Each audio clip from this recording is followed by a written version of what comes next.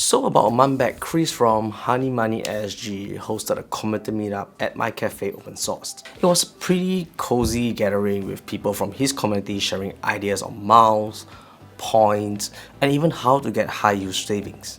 And for me, being in the crypto person or being in the crypto scene a lot more, I was kind of lost with all these miles and points because I'm more interested in stacking my crypto as I believe it's the future of finance. And some questions like what tokens to buy, what coins to buy, where to put them, etc. started coming up, and this gave me an idea to maybe do a rundown of what I'm doing with my crypto as a small little series. So for this particular video, I want to break it down into a few parts so it's easy for you to understand and for you to follow along if you want, and it won't be too complicated as well. So I'm breaking this wallet into three major parts, which is wallets to use or to hold your crypto, which I'm using, exchanges to buy and sell cryptocurrencies, and decentralized protocols that you can use to put them to earn. And also leave the timestamp in the description down below so you can easily jump to whichever section that interests you. So first up, let's talk about wallets. So there are two main types of wallets available out there in the market.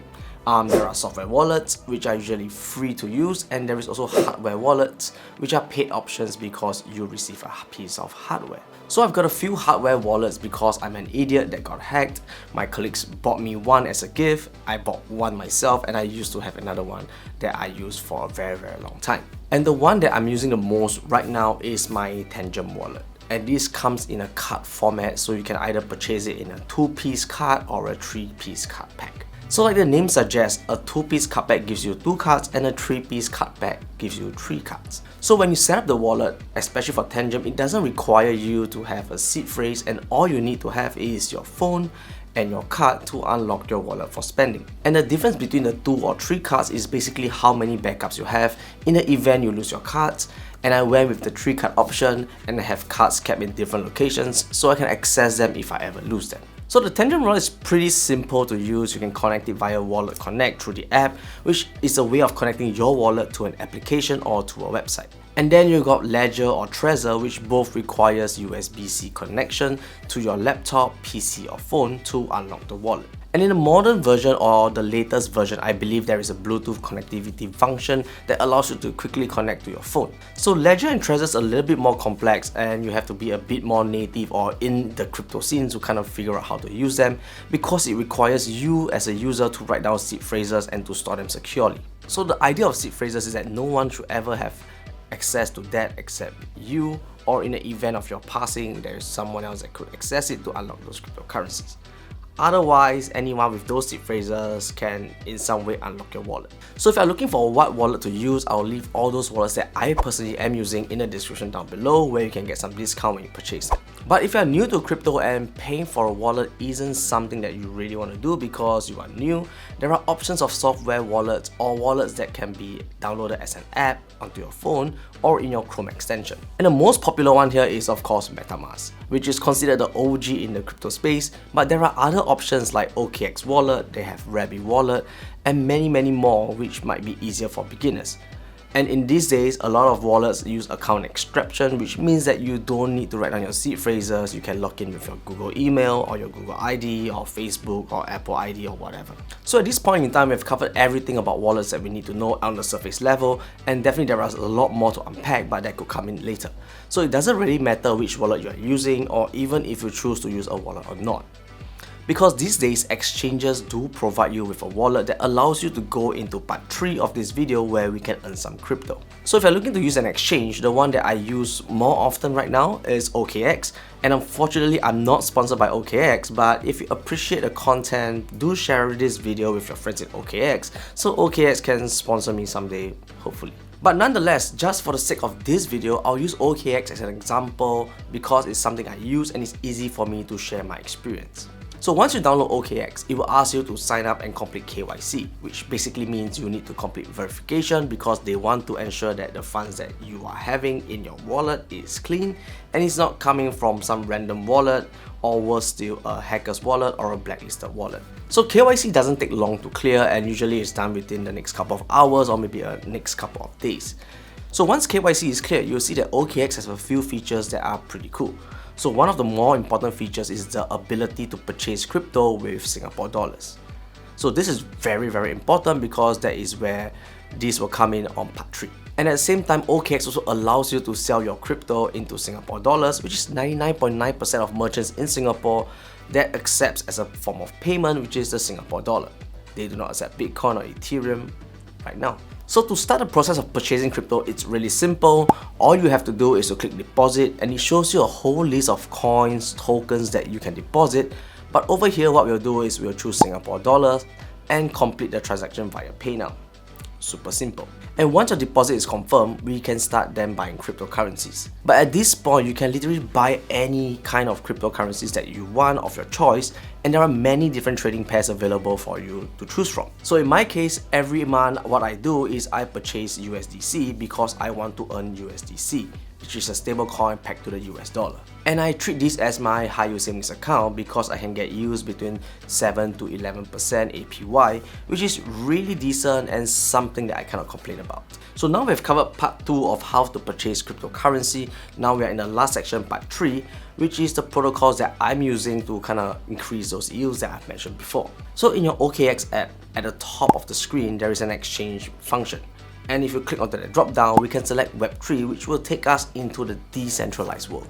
So in the decentralized world, there are many different protocols or websites that provides you with opportunities to earn yield. But being decentralized, this also means that there are no governing bodies looking after all these applications. So before you put your money into any of these projects or any of these websites, do some research before putting your money in. So for me, the one that I use the most is this application called Dolomite. So it's a lending and borrowing platform, and how you want to think about them is like a bank. When I deposit USDC with them, the USDC is then borrowed to someone else, and we get an interest from lending out USDC.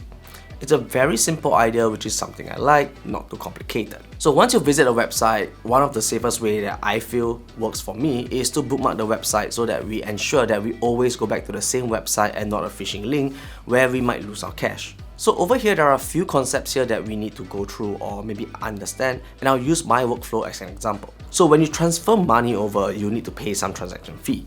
And in the Web3 world, we call this gas. And depending on the network that you choose or the network that you use, the gas will be paid in different tokens. But more often than not, the gas fee is usually paid in Ethereum. So I use Arbitrum network a lot because it's cheap and fast, and the gas is in Ethereum. So with our Singapore dollars, what we can do now is to really just buy everything in Ethereum, and we can just hold it and use it for transaction and also swap it in Dolomite when we put it for yield. So now that we've got our Ethereum, what we have to do here is to transfer them into our wallet. So the very important thing here to note is that we are using the right network, and the way you want to think of network is networks are like highways. You want to use the right highway to get to the right location. So I'll go into a Web3 wallet, and what I'm going to do here is to click on receive. And then I will select Ethereum, and I will select Arbitrum.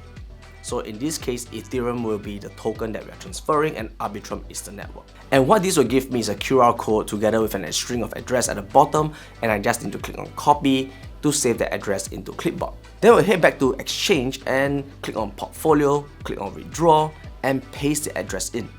So over here, what we want to do is to ensure that the right network is selected, and in this case, it's Arbitrum. So once that is done, we should always do a test send. And what a test send is to essentially send a small amount of tokens across, and if you do receive it in the wallet, then we can do the same for the remaining of the tokens. So once the test send is done and you're very comfortable and we move everything from the exchange into the Web3 wallet, this is where we go into Dolomite to deposit into a vault. So like I mentioned, Dolomite acts like a bank where you deposit USDC and they lend it out, charging an interest. And what Dolomite does is they take a cut and they give the rest to us. So since it's a lending and borrowing protocol, the interest rate fluctuates based on supply and demand, and there are times you get more interest and there are times you get less interest. So I've been using this for quite a while with another account, and it seems like the interest rate tends to stay between 7 to 12%. Sometimes it goes a lot higher, but there are occasions where it really spikes really high, and there are times where it goes really low, depending on whether there's a campaign that's running or some marketing initiatives that's happening. So like now with Dolomite, there's a campaign that Arbitrum is running where you get additional tokens in Arbitrum. And personally, I treat all those as little bonuses that I have, and we still get roughly 6 to 7% of APY in USDC, which is pretty decent for me. So for me personally, the exit strategy here is when I require cash, I could always withdraw my USDC into and then convert it into Singapore dollars to pay for huge things or maybe buy something that I really want to get. But then again, if I'm not buying anything in that particular month, then my cash will just sit there, earning me some interest. So now we'll head back into Dolomite, and over here now we know that our wallet has Ethereum, and what we can do is to deposit Ethereum into Dolomite, and this will earn us about 1 to 2% in interest. But if you want to earn more with USDC, what we can do is we can do a quick swap. So this allows you to swap Ethereum directly into USDC on Dolomite, and it gets deposited into the exchange or into the platform so that you can start earning that higher APY in stable coins. So while you're still in your OKX wallet, what you're gonna do is to go to Dolomite. There's a blue little button that says swap, and when you click on it, it gives you an option to swap between different tokens on that particular network. So what you can do here is to swap Ethereum for USDC, but keep in mind that we need to keep a little bit of Ethereum behind just for gas fee, and I think that usually it ranges between 1 to 5 cents per transaction. So if you keep a couple of dollars of Ethereum down there, I think that would be pretty good for you.